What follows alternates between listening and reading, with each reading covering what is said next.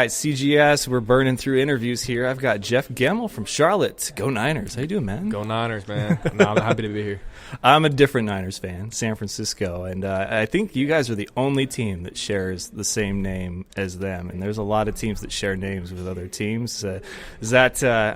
What team were you a fan of growing up as a kid? My parents from Pittsburgh, so I'm naturally a Steelers fan. But living in Charlotte the past 4 years, it's hard not to root for the home team, so Panthers, definitely my second team. So you've got a family that's go Steelers, and then you're in Charlotte with the Panthers, but you're go Niners. I mean, that's... Oh, yeah. I mean, look, I bleed green. I bleed gold. It's been nice to be part of a startup program like I was. Program's 7-8 years old now, and when I got there, it was less than that. So it's been nice to be able to kind of start something there. So I see higher calling on your shirt. Yes. You with Nathan? I am. Nathan Shackelford. So he's definitely a great guy, and I feel like I built a good relationship with him. So he's got his hoodies out, so pretty sweet. So I met him before CGS, actually, and he represents my team's new quarterback, not the 49ers, the team I work for, Sioux Falls Storm, Tommy Armstrong from Nebraska. I mean, so he I think he's going to be good for you. Yeah, appreciate that. Yeah, I definitely like I said, he's a genuine guy. He's always helping me out with anything I need, and he walks me through the process as honest as anybody can be. So he's definitely a great guy, and I enjoy having him as my agent.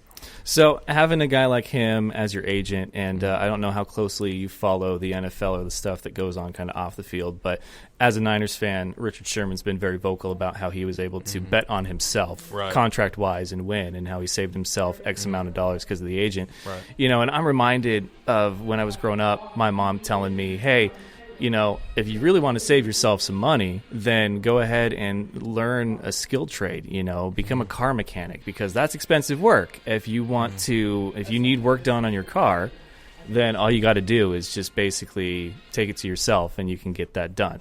Right. But I didn't want to become a mechanic, so it's like I'll take it to the guy that knows what he's doing. I feel like that's a similar thing with an agent. I mean, I'm all for guys educating themselves as far as if Richard Sherman wants to go and figure out how to do a contract instead of having an agent do it, that's fine, but not all you guys want to go and become borderline lawyers to figure this stuff out. So what's that process been like for you? Yeah, it's definitely, going through some of these seminars we sat through, I knew a little bit about the process. As far as signing an agent and everything like that. It's kind of one of those things as a player, it's just something everybody does. Like, do you have an agent yet? Do you have an agent yet? So this is a question you get from a lot of people. When you're first starting out, if you don't get drafted in the first few rounds, there's not really any negotiation. So it's really just like, you get minimum, and there might be a signing bonus, it's not going to be a lot, but there's not as much negotiation as this guy right here. I tried to play it off, man. That's messed up on a live. Okay, anyways, so there's not as much negotiation going on. So yeah, I definitely thought about it, but at the same time, it's when you have someone you trust and like who's honest, and because I'm a do-it-myself kind of guy. Like, I had problems with my truck, and I learned how to fix them. Went on YouTube, spent a few hours, but a few hours isn't going to get you that far in law school. So, so as far as that goes, I feel comfortable, having someone like him to talk with teams, be transparent with you, let you know where you're at, and try to get you those connections and put you in the right place. Because at the end of the day, it's what you do on the field. It's not what someone's going to do for you. It's your product that these scouts look at. So having him be able to kind of translate that for me has been good. At your age, there's 1,000,001 things going on in your life and through your mind. The last thing that you guys need to try to do is squeeze in, legal seminars to figure out how to negotiate a contract, right? So maybe later down the road you can put that under your belt of things I've learned how to do myself, negotiate a contract without an agent. But no, I think guys like Nathan are great for you. CGS has been, in my mind, a great platform for you guys. But, of course, I'm not out there. I'm not you guys. How have you felt your time has been spent here? It's been good. I think definitely having all the scouts, all the eyes on you has been something that has made this worth it. we've been here since Saturday, so it's felt like we've been here like a whole week by now, and but time flies, man. Yeah, time flies, but practice has been great. I've met a lot of guys, and it's kind of crazy. Like, I've talked to a bunch of guys from different schools around the country, and we all know somebody. We all know. Like, the connections in college football alone are crazy.